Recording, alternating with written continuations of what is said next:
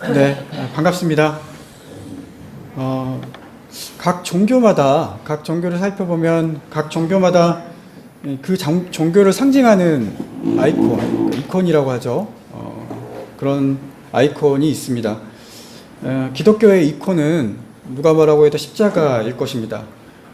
교회당의 예배 초소에 들어가면 되게 이제 큰 앞면에 큰 십자가가 있는 걸 우리가 볼 수 있죠. 혹은 이제 가톨릭 교회에서는 그 십자가 위에서 모습을 있는 있음을 볼 수 있습니다. 기독교를 흔히 사랑의 종교라고 하는데 그렇다면 십자가와 사랑은 어떤 관계가 있을까요? 사람을 잔인하게 죽이는 형틀이 사랑의 종교인 기독교와 그 기독교를 상징한다면 어떤 의미가 우리에게 있을지 생각해 볼 필요가 있는 것 같습니다. 사랑의 종교 기독교의 상징이 십자가라면 사랑을 베풀려면 자신은 배신당하고 고통받아야 하고 또 투쟁해야 하며 결국 죽어야 한다는 것을 보여주는 것이 아닐까요? 우리는 예수님이 십자가의 죽음으로 우리의 죄가 사해졌다고 고백을 합니다. 대속신앙입니다. 하지만 성경은 신앙의 십자가의 의미를 대속을 넘어 하나님과 인간을 화목하게 하셨고 화평하게 하셨다라고 증언합니다. 그래서 십자가를 사랑이라고 우리는 고백을 합니다. 그렇다면 이렇게 볼 수 있습니다. 십자가 주님께서 우리의 죄를 대신 지고 고난을 당하시며 하나님의 사랑을 드러내셨다는 것이 우리의 신앙 고백이라고 한다면 주님께서 십자가를 지신 목적은 하나님과 세상을 또 하나님과 인간을 평화롭게 하기 위해서입니다. 이것이 예수님께서 이 땅에서 하셨던 하나님 나라의 운동이셨습니다. 그런데 여러분, 예수님이 하나님의 평화를 만들어가는 것의 결과가 십자가와 죽음이라는 것에 여러분 그것이 잘 연결되는지 모르겠어요. 하나님 위해서 죽어야 된다는 그 말입니다. 왜 평화를 주러 이 땅에 오신 예수님의 삶의 결과가 죽음이어야 한 것일까? 오늘 이 질문으로 한번 오늘 본문 말씀을 시작해 보려고 합니다. 오늘 우리가 읽은 본문은 해석하기 참 어려운 본문이라고 알려져 있습니다. 난제라고 알려져 있는데 단어가 어렵거나 아니면은 해석이 좀 어려워서 그렇게 난제라고 붙여진 게 아니고 우리가 알던 상식 혹은 우리가 알던 가치관과 상반되는 구절이 존재하기 때문입니다.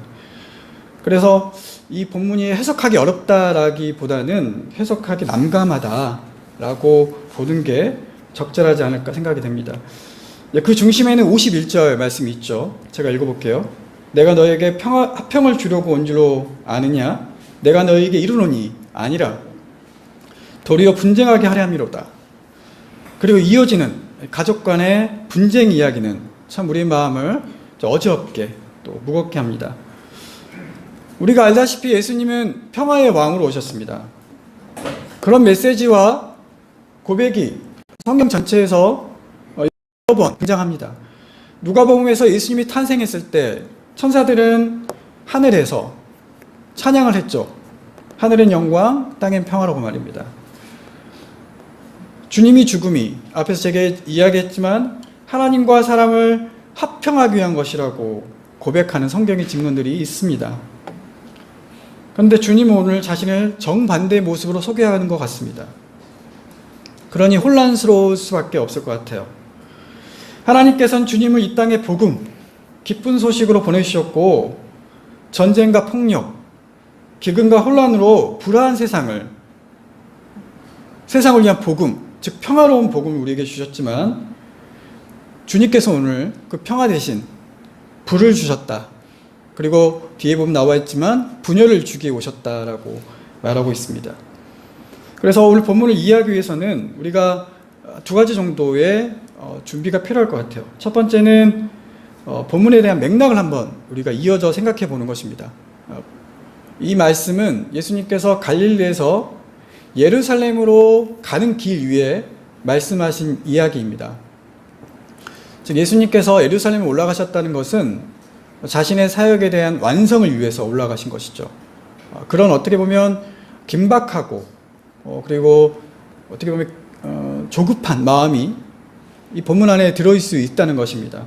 특히나 지난번 제가 설교할 때 나누었던 그 앞에 있는 본문은 예수님께서 종말에 대해서 이야기하신 본문이었죠. 두려워하지 말고 깨어 있어라. 그리고 종말을 준비하라는 메시지가 지난번에 저희가 함께 나누었습니다. 그런 관점에서 보야겠다는 것이죠. 그리고 두 번째는 당시 유대인들의 역사관, 신앙을 통해서 이 본문을 좀 볼 필요가 있겠다. 그러니까 우리의 어떤 시선과 우리의 가치관을 좀 내려놓고 과연 당시 유대인들이 이 본문을 들었을 때 어떤 마음이 들었을지를 한번 생각해 보는 것이죠. 불에 대한 이미지라든가 또 가족 간의 다툼에 대한 은유는 유대인들에게 좀 익숙한 은유였습니다. 먼저 불을 살펴보면 예수님께서 하신 말씀, 내가 불을 주러 왔다는 말씀은 사실 예수님께서 처음 하신 말씀이 아니에요. 구약을 보면 6세기 예언자인 에레미야가 먼저 이 비슷한 말을 합니다. 예레미야 23장 29절 말씀 보면 이렇습니다. 여호와의 말씀이니라 내 말이 불 같지 아니하냐 바위를 쳐서 부스러뜨리는 방망이 같지 아니하냐. 당시 자신과 멀어지며 우상 숭배를 하며 살아가는 남유다를 향해서 하나님은 에레미야의 입을 빌려서 자신의 말씀이 불이라라고 말씀하셨습니다. 성경을 읽다 보면 이 불에 대한 이미지를 우리는 많이 접할 수가 있습니다. 특히 이 불은 두 가지 의미가 있어요. 하나님과 관련되어 있어서 첫 번째는 하나님의 임재입니다.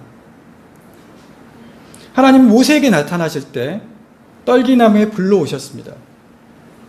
엘리야가 바알과 아세라의 선지자들과 함께 대결을 벌였을 때 그 갈매산의 대결을 할 때 하나님은 불로 임하셨습니다. 사도행전 2장에 나오는 성령의 임재 사건도 성경의 기자는 성령을 불로 표현했습니다. 하나님의 임재를 불로 시죠. 즉 하나님의 임재, 이 거룩이라는 것과 이 불과 관련이 있습니다. 사실 불이 오면 불은 모든 것을 정화시키고 깨끗게 하는 힘이 있잖아요. 그것과 고대인들의 생각은 하나님과의 어떤 가졌던 그 이미지와 연상되게끔 해석을 한 것 같습니다. 또한 불은 심판의 의미를 갖습니다. 알곡과 가라지 비유에서 우리가 잘 아시다시피 가라지를 불로 태운다는 말씀이라든가 또 지옥을 은유로 얘기할 때 불 속에 들어가는 것으로 성경을 말하고 있죠. 베드로후서 3장 16절에서는 그날, 즉 종말에 대해서 이렇게 말을 합니다. 하나님의 날이 임하기를 바라보며 간절히 사모하라. 그날에 하늘이 불에 타서 풀어지고 물질이 뜨거운 불에 녹아지려니와. 즉 예수님께서 불을 던지러 왔다고 말하는 것은 하나님의 임재와 하나님의 심판을 선언하신 것이죠. 하나님의 임재와 심판은 하나님의 다스림과 또 하나님의 역할, 하나님의 권리를 의미하는 것입니다. 즉 불을 던지러 왔다는 것은 하나님의 나라에 대해서 예수님께서 이야기하신 것입니다. 하나님 나라를 선포한 것이고 그 나라의 완성을 위해서 내가 왔다라고 예수님은 말씀하신 것입니다. 그리고 이를 위해서 예수님은 필요한 게 있다고 덧붙여서 말씀하세요. 우리가 다음 절 50절 말씀인데 바로 내가 바라야 할 세례가 있다라는 것입니다. 이 세례가 좀 만만치 않은 우리는 알 수 있어요. 50절 말씀 후반부에 있는 단어를 보면 답답함이라고 이제 표현이 되어 있는데 이게 언어적으로 보면 성경 언어로 보면 괴로움이라는 의미가 있다고 합니다. 그래서 세번역 성서에서는 오늘 본문 말씀 50절 말씀 이렇게 번역하고 있습니다. 그러나 나는 받아야 할 세례가 있다. 이 일이 이루어질 때까지 내가 얼마나 괴로움을 당할지는 모른다. 주님은 자신이 받아야 할 세례가 괴롭다라고 말씀하고 계십니다. 여러분, 우리가 기독교인이 되기 위해서 또 한 교회의 교우로 입교하기 위해서 우리는 세례를 받습니다. 세례는 죽음을 상징하는 예전입니다. 사람을 물속에 담그는 의식은 당사자의 죽음을 선언하는 행위입니다. 즉, 그 죽음을 통해서 죄와 불의와 부정함이 함께 죽는다는 것을 우리는 말을 합니다. 그리고 그렇게 믿습니다. 주님이 왕이 되시면 누가 큰 자리에 올라가겠습니까? 라고 다투던 제자들을 향해서 예수님께 이렇게 말씀하시죠. 마가복음 10장 39절 예수께서 이르시되 너희는 너희가 구하는 것을 알지 못하는도다. 내가 마시는 잔을 너희가 마실 수 있겠으며 내가 받는 세례를 너희가 받을 수 있겠느냐? 예수님은 제자들에게 말씀하십니다. 제자들은 예수님께서 예루살렘에 올라가셔서 왕이 될 것이라는 기대를 가지고 예수님께서 왕이 되시면 누가 높은 자리에 올라갈지를 다투고 있었을 때 예수님께서는 너희가 내 잔을 마실 수 있으며 내가 받는 세례를 받을 수 있겠냐라고 말하고 계십니다. 즉 그들이 누리고 싶었던 권리와 전혀 상관없는 것을 예수님께서 말씀하고 계신 것이죠. 순환과 죽음이 기다리고 있는 예루살렘을 가고 있다는 배경에서 예수님이 받아야 할 세례는 죽음입니다. 우리가 세례를 통해서 고백하는 것이지만 첫 번째는 우리가 물에 들어감으로써 우리가 죽었다라고 고백을 하지만 그 다음 죽음에서 끝나지 않죠. 세례의 두 번째 의식 행위는 물에서 건져냈다라는 의미도 포함되어 있습니다. 즉 물에서 건져냄은 초생, 생명,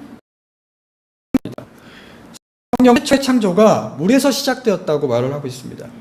물에서 건져냄은 새로운 생명으로 태어남을 선언하는 것이고 그것이 바로 세례의 두 번째 의미인 것이죠. 즉 예수님이 받는 세례는 죽음과 부활의 의미를 모두 담고 있습니다. 그런데 예수님께서 부활을 즉 생명을 취하는 방법은 죽음을 피하는 방법이 아니라 죽음을 통해서 생명 속으로 들어가신 것입니다. 이렇게 불과 세례의 의미를 우리가 연결하면 세상에 불을 던지러 왔다는 것은 하나님의 임재와 하나님의 심판을 통한 새로운 창조를 여시겠다는 종말의 의미를 담고 있다라고 우리는 볼 수 있습니다. 그리고 그런 이해를 가지고 우리가 51절 말씀을 읽어보겠습니다. 내가 세상에 화평을 주려고 온 줄로 아느냐? 내가 너에게 이르노니 아니라 도리어 분쟁하게 함이로다. 여기서 화평, 평화는 하나님 나라의 평화가 아닙니다. 세상의 평화, 로마의 평화, 유대의 주유의 평화입니다. 그 평화를 깨고 분열시키고 싸우러 오셨다는 것을 주님 말합니다. 즉 하나님의 임재와 심판, 하나님의 다스림과 그분의 주권을 아는 이들은 세상의 평화를 묵과할 수 없고 인정할 수 없고 그것과 투쟁한다는 것입니다. 제가 앞서서 예수님께서 십자가를 지신 이유에 대해서 나누었죠. 예수님께서 우리의 죄를 위해서, 세상의 죄를 위해서 돌아가셨다는 것은 우리의 신앙의 고백입니다.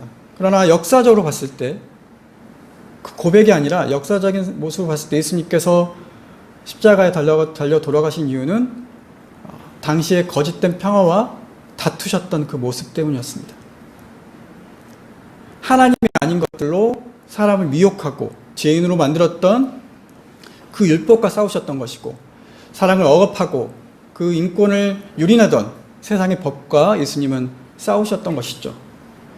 실제로 예수님 주변에는 끝없는 갈등과 충돌이 벌어졌습니다.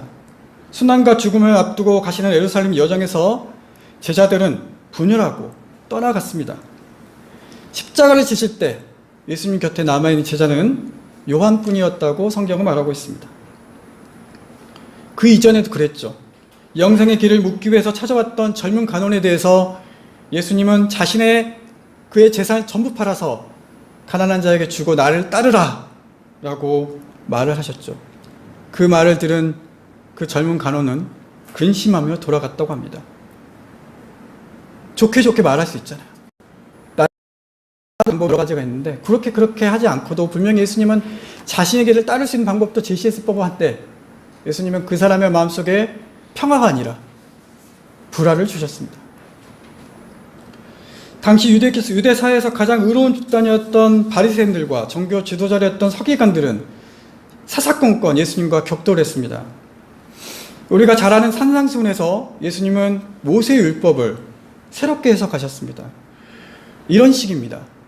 너희는 율법에서 이렇게 들었지만 나는 너에게 말한다. 이런 식으로 예수님께서는 율법은 이렇게 얘기했지만 나는 이렇게 말한다 라고 말하시죠. 그러면서 예수님은 율법을 폐하러 온 것이 아니라 완성시키러 왔다고 말씀하세요. 여러분, 우리가 이 말씀에 대해서 별로 그렇게 감흥이 없지만 만약 그 율법을, 모세의 율법을 금과 옥조로 여기는 이들이 들었을 때는 예수님 말씀이 얼마나 황당하고 마음을 불편하게 했을까요? 너희들이 믿고 있는 것 그대로가 아니라 이게 원래 율법의 의미야 라고 말씀하신 것이니까요. 굉장히 불편하고 모욕적으로 들었을 것입니다.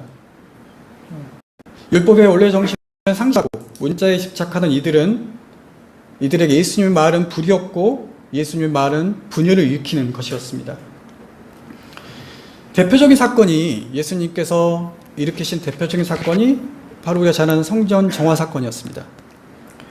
멀리서 온 디아스포라 유대인들을 위해서 환전해주고 번제로 드릴 동물들을 파는 행위를 아마 좋은 뜻으로 해석할 수 있겠지만 결국 이들은 이것을 통해서 성전에 관련된 이권자들은 자신의 이익을 취득하는 것으로 그것을 이용했습니다.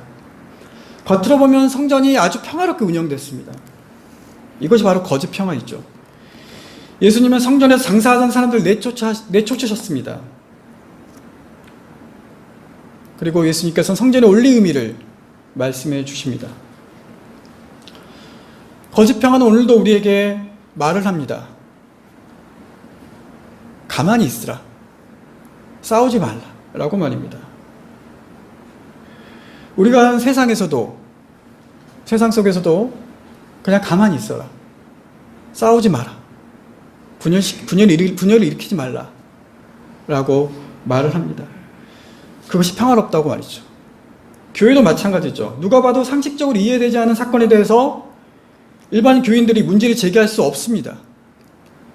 교인은 모든 사안에 대해서 사사건건 트집다듯이 문제를 제기하는 것은 곤란하겠지만 정말 심각하게 문제가 많은 사안에 대해서도 은혜롭게 합시다 라는 말로 넘어갑니다. 교회의 평화를 위해서 묻어둡시다 라고 말입니다. 여러분, 강제력으로 상대를 침묵시키는 것은 거짓 평화입니다.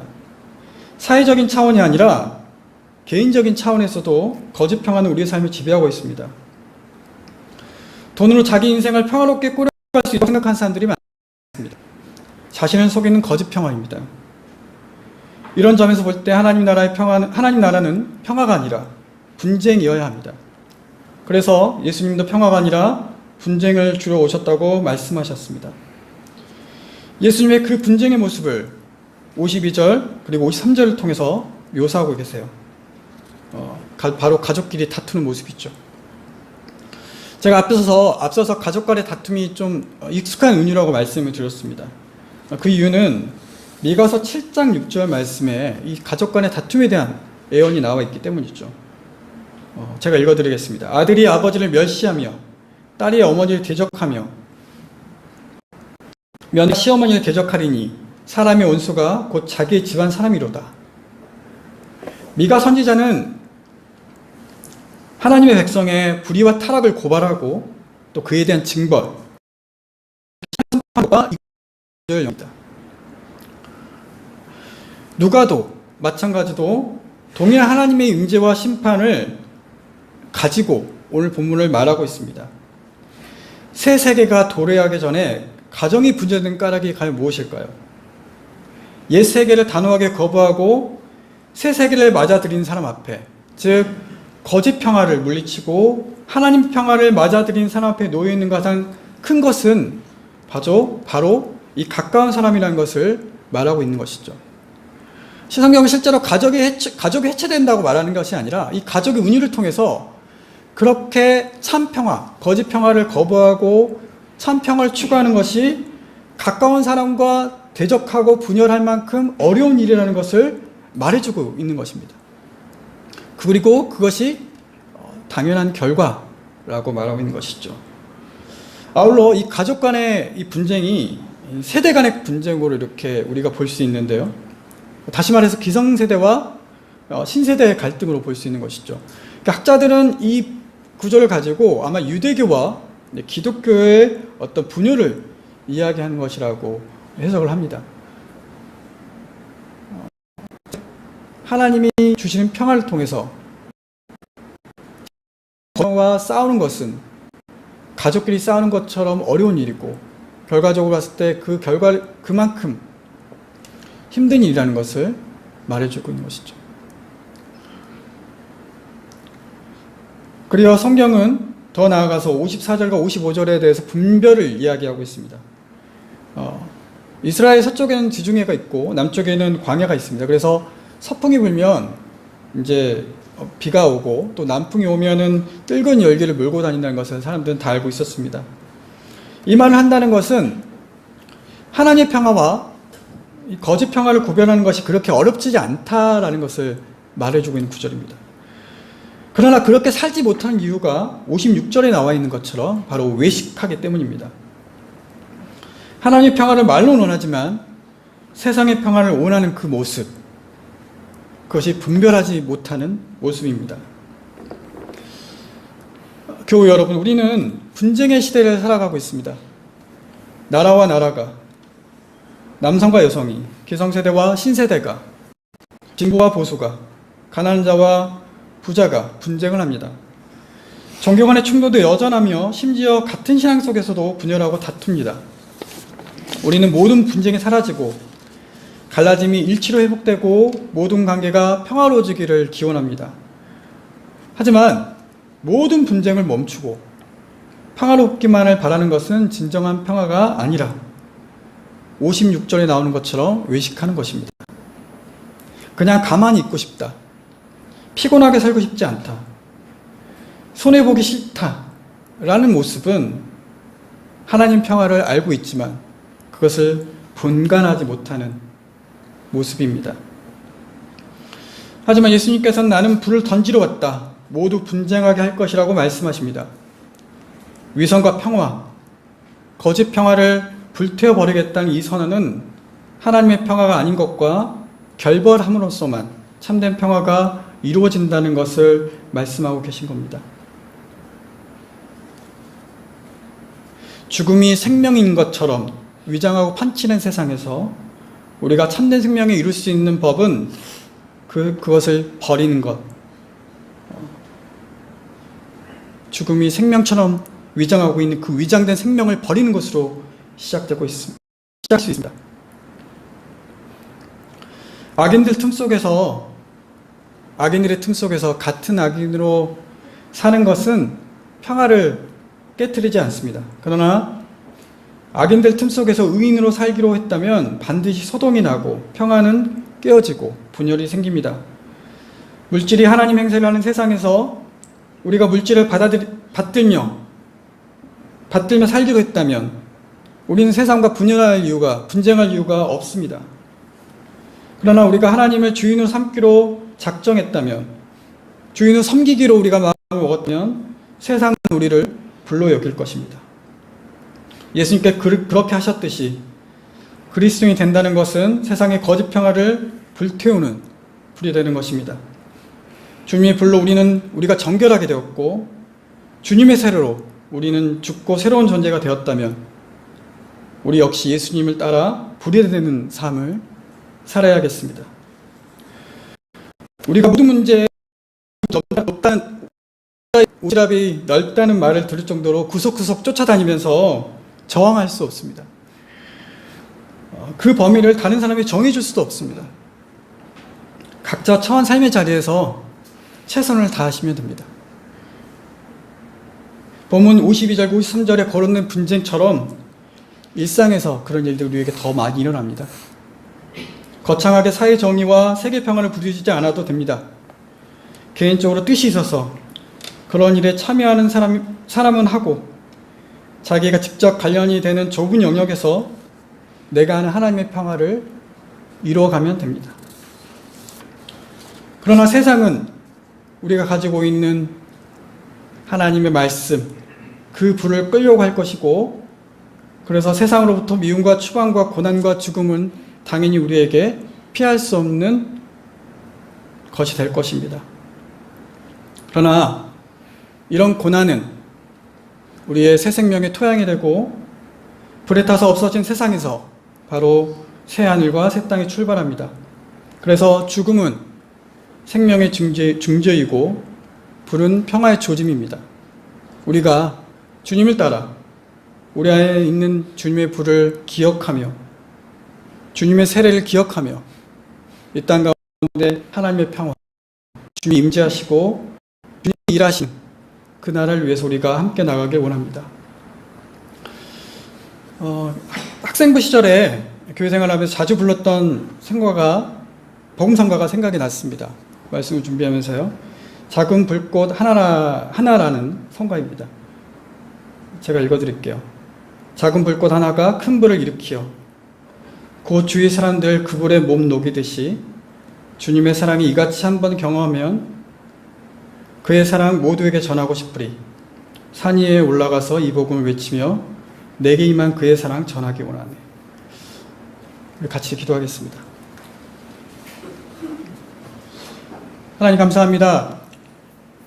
이 땅에 불을 주시러 오신 예수님, 하나님의 임재와 하나님의 심판을 통해 하나님 나라, 하나님의 평화를 이 땅에 이루시게 오신 예수님의 사역을 기억합니다.